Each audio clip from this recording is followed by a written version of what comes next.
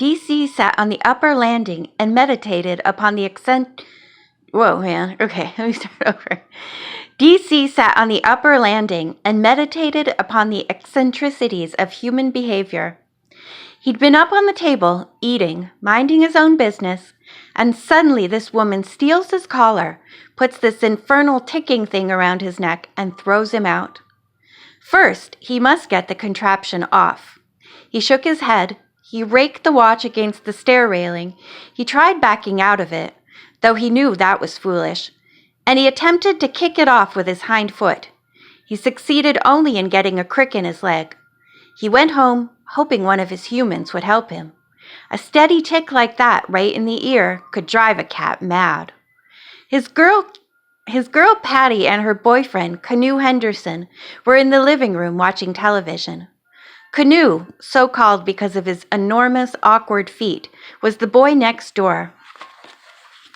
And to the romantic Patty, he would always be just that. They had grown up together, and Canoe enjoyed family status. DC approved of Canoe because he was always building many-layered sandwiches. The bits of food that fell out were delicious. "Don't dribble that mile-high sandwich all over the carpet," Patty Randall told her friend Canoe. Canoe was stretched out on the floor, watching the news. DC nudged him, but Canoe did not notice the watch. Instead, he gave DC a bit of his sandwich.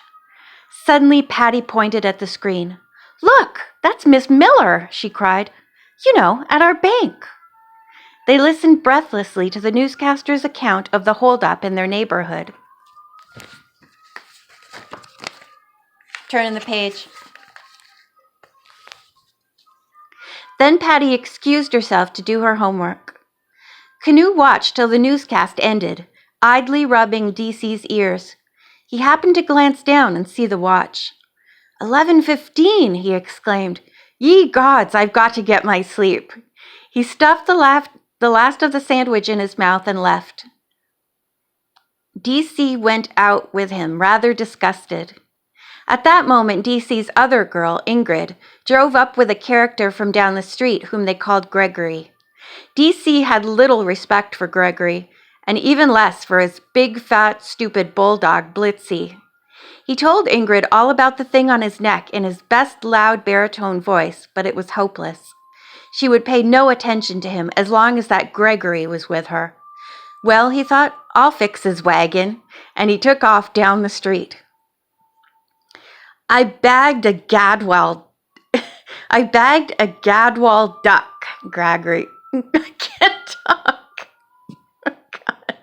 I bagged a Gadwall duck, Gregory told Ingrid. That's a lot of G's. At the front door, Gregory was saying, "It's a date then?" Ingrid nodded and Gregory continued, "Mother cooks the world's best duck. About 8 tomorrow night?" "I adore roast duck," Ingrid said. "See you in the morning." Gregory said goodnight and started home, humming. DC had arrived there ahead of him.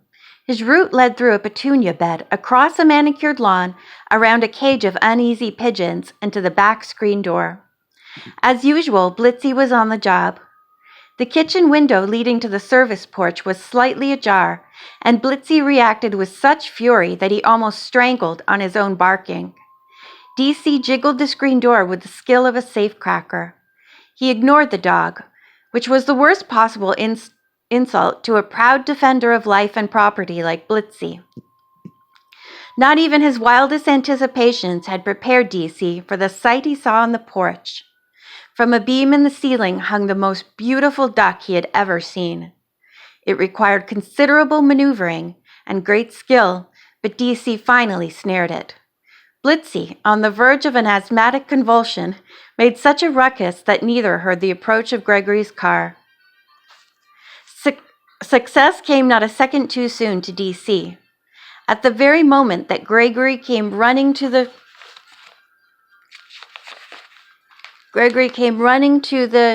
back door, alarmed at Blitzy's barking. DC lunged out with the duck in his mouth. Gregory followed in hot pursuit. When DC stole the duck, I can't say that name.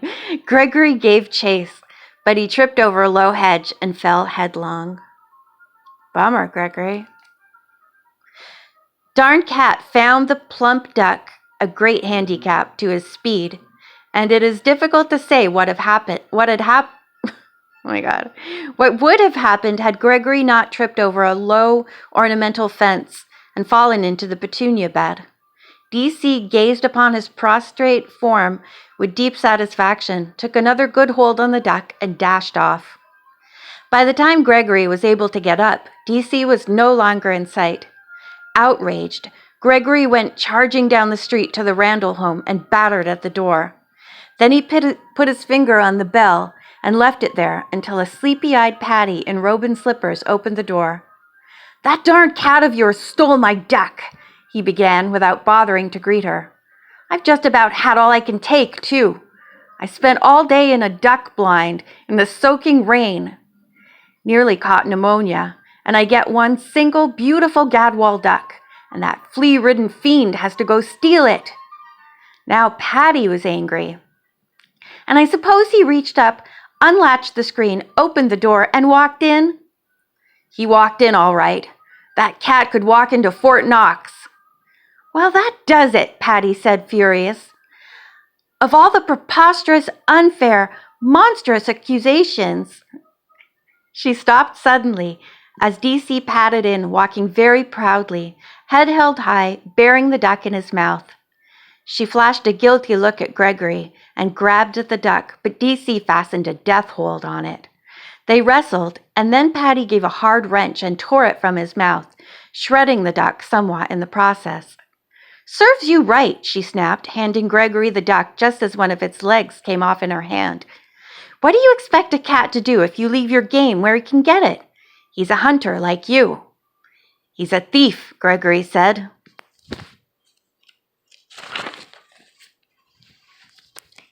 Staring down in hatred at DC. "And if I catch him on my property once more, he's going to get a pants full of buckshot. 9 times if I have to." "Gregory Benson, if you dare—" But Gregory wasn't listening. He stalked away with his prize gadwall, much the worse for wear, under his arm. Patty bent down to try to console DC and discovered the watch.